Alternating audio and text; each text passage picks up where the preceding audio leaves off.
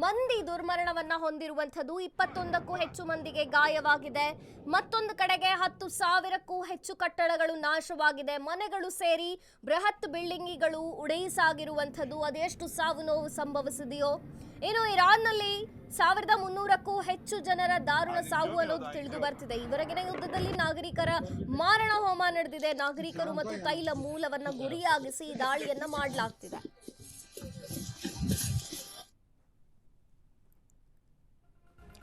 ತೈಲ ಘಟಕಗಳ ಮೇಲೆ ಆಗ್ತಿರುವಂತಹ ದಾಳಿ ಇದು. 1300ಕ್ಕೂ ಹೆಚ್ಚು ಜನರು ಸಾವನ್ನಪ್ಪಿದ್ದಾರೆ ಇರಾನ್ನಲ್ಲಿ ಅನ್ನುವಂಥದ್ದು. ಇಸ್ರೇಲ್ ರಣಭೀಕರ ದಾಳಿಗೆ ತತ್ತರಿಸುತ್ತಿದೆ ಇರಾನ್. ಕರಾಜ್ ನಗರದಲ್ಲಿನ ತೈಲ ಘಟಕದ ಮೇಲೆ ಅಟ್ಯಾಕ್ ಆಗಿದೆ. ಇರಾನ್ ತೈಲಾಗಾರಗಳ ಮೇಲೆ ದಾಳಿ ಮಾಡ್ತಿದ್ದಂತಹ ಇಸ್ರೇಲ್ 6 ಮಂದಿ ದುರ್ಮರಣ ಅಂತ ತಿಳಿದು ಬಂದಿದೆ. 21ಕ್ಕೂ ಹೆಚ್ಚು ಮಂದಿಗೆ ಗಂಭೀರ ಗಾಯಗಳಾಗಿವೆ. ಒಟ್ನಲ್ಲಿ ಸಾವಿರಾರು ಕಟ್ಟಡಗಳು, ಅಂದ್ರೆ ಮಾಹಿತಿಯ ಪ್ರಕಾರ 10,000ಕ್ಕೂ ಹೆಚ್ಚು ಕಟ್ಟಡಗಳು ಧ್ವಂಸವಾಗಿರುವಂಥದ್ದು, ನಾಶವಾಗಿರುವಂಥದ್ದು. ಮನೆಗಳು ಸೇರಿ ಬೃಹತ್ ಬಿಲ್ಡಿಂಗ್ಗಳು ಉಡಾಯಿಸಾಗಿವೆ. 10,000ಕ್ಕೂ ಹೆಚ್ಚು ಕಟ್ಟಡಗಳು. ಇನ್ನು ಕಟ್ಟಡದಲ್ಲಿರುವಂತಹ ಜನಸಂಖ್ಯೆಯನ್ನ ಊಹಿಸಿದರೆ ಸಾವು ನೋವುಗಳನ್ನ ಊಹಿಸಲಿಕ್ಕೂ ಅಸಾಧ್ಯವಾಗ್ತಿದೆ. ಅಕ್ಷರಶಃ ಸ್ಮಶಾನವಾಗಿದೆ ಇಸ್ರೇಲ್ ರಾಜಧಾನಿ ಟೆಹರಾನ್. ಇರಾನ್ನಲ್ಲಿ ಇನ್ನು 1,300ಕ್ಕೂ ಹೆಚ್ಚು ಜನರು ಸಾವನ್ನಪ್ಪಿರುವಂಥದ್ದು. ಈವರೆಗಿನ ಯುದ್ಧದಲ್ಲಿ ನಾಗರಿಕರ ಮಾರಣ ಹೋಮ ನಡೀತಾನೆ ಇದೆ. ನಾಗರಿಕರು ಮತ್ತು ತೈಲ ಮೂಲಗಳನ್ನು ಗುರಿಯಾಗಿಸಿ ಈ ದಾಳಿ ಮುಂದುವರಿಯುತ್ತಿದೆ.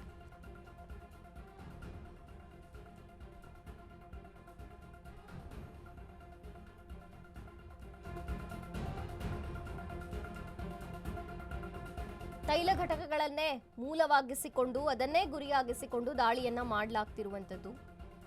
ರಣಭೀಕರ ದಾಳಿಗೆ ತತ್ತರಿಸಿದೆ ಇರಾನ್. 10,000ಕ್ಕೂ ಹೆಚ್ಚು ಕಟ್ಟಡಗಳು ನೆಲಸಮವಾಗಿರುವಂಥದ್ದು, ನಾಶವಾಗಿರುವಂಥದ್ದು. ಮನೆಗಳು ಸೇರಿ ಬೃಹತ್ ಬಿಲ್ಡಿಂಗ್ಗಳು ಉಡಾಯಿಸಾಗಿವೆ, ನಾಶವಾಗಿವೆ. ಅಕ್ಷರಶಃ ಸ್ಮಶಾನವಾಗಿದೆ ಟೆಹರಾನ್. 1300ಕ್ಕೂ ಹೆಚ್ಚು ಜನರ ದಾರುಣ ಸಾವು ಅಂತ ತಿಳಿದು ಬಂದಿದೆ. ಸಾಕಷ್ಟು ಮಂದಿಗೆ ಗಂಭೀರ ಗಾಯಗಳಾಗಿವೆ.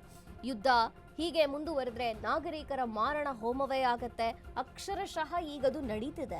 ನಾಗರಿಕರು ಮತ್ತು ತೈಲ ಮೂಲಗಳನ್ನು ಗುರಿಯಾಗಿಸಿ ದಾಳಿಯನ್ನ ಮುಂದುವರೆಸಿದೆ ಇಸ್ರೇಲ್.